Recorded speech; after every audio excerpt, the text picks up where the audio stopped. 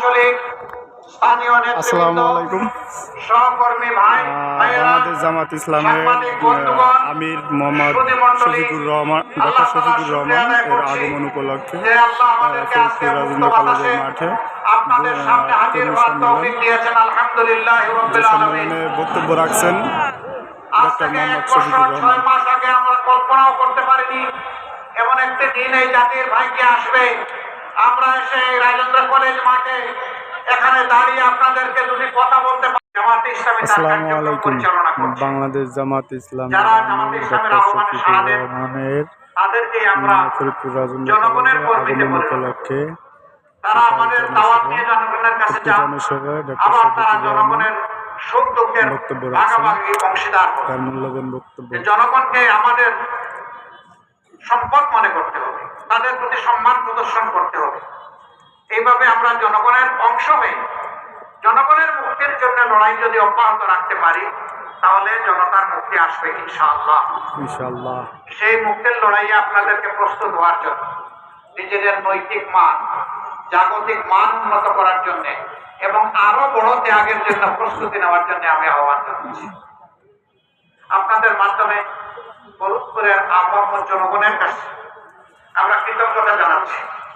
আজকের এই আয়োজন করতে গিয়ে বিভিন্ন জায়গায় রাস্তায় চলাচলে কষ্ট হয়েছে, আমরা এই কষ্টের জন্য দুঃখ প্রকাশ করছি।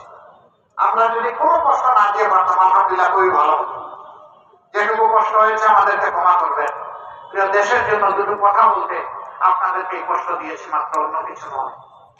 ইনশাআল্লাহ লড়াই ময়দানে আগামীতেও দেখা হবে, রাজপথেই দেখা হবে।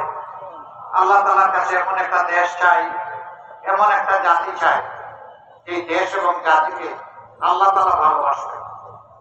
এখানে আপনারা যারা এসেছেন তারা আল্লাহকে ভালোবেসে এসেছেন। আল্লাহকে সাক্ষী রেখে আমরা বলতে চাই যে আল্লাহ, আমরা পরস্পরকে শুধুই কেবল তোমার জন্য ভালোবাসি। আমাদের এই ভালোবাসা তুমি কবুল করো, আমিন। তোমার হাবিব সাল্লাল্লাহু আলাইহি ওয়াসাল্লামের মাধ্যমে তুমি সুসংবাদ দিয়েছো, যখন ইমানদাররা পরস্পরকে তোমার জন্য ভালোবাসে তখন তুমি নাকি তাদেরকে তোমার জান্নাতের মেহমান হিসেবে কবুল করো। আমাদের এই ভালোবাসা তোমার জান্নাত পর্যন্ত পৌঁছে যাক, দোয়া করো। আপনারা ফরিদপুরের জনগণের কাছে আমাদের সালাম পৌঁছাবেন, দোয়া চাইবেন, আপনাদের জন্য দোয়া থাকবে।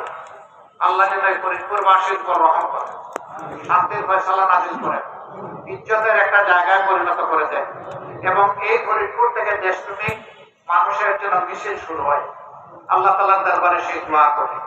সেই রাষ্ট্র কায়েমের জন্য আমরা চাই আপনাদের ভালোবাসা, আমরা চাই আপনাদের দোয়া, আমরা চাই আপনাদের সমর্থন, আমরা চাই আপনারা আমাদের পাশে থাকবেন, আপনারা আমাদের সাথে থাকবেন। সবাইকে ধন্যবাদ। বাংলাদেশ জিন্দাবাদ, বাংলাদেশ জামাত ইসলামী জিন্দাবাদ। আসসালামু আলাইকুম ওয়া রাহমাতুল্লাহি ওয়া বারাকাতুহু। আল্লাহু আকবার।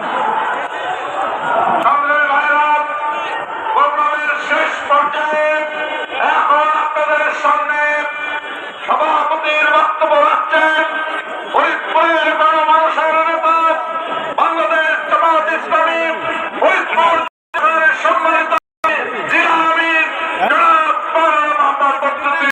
সে অনুযায়ী আমরা মানুষের দ্বারে দ্বারে পৌঁছবো ইনশাআল্লাহ।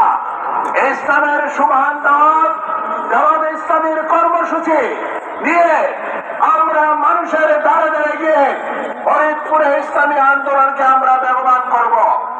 আমরা শহীদ আলী হাসান মোহাম্মদ মুজাহিদ এবং শহীদ আব্দুল কাদের মোল্লা রাহিমাহুল্লাহ তাদের রক্তের বরকত আমরা নিব।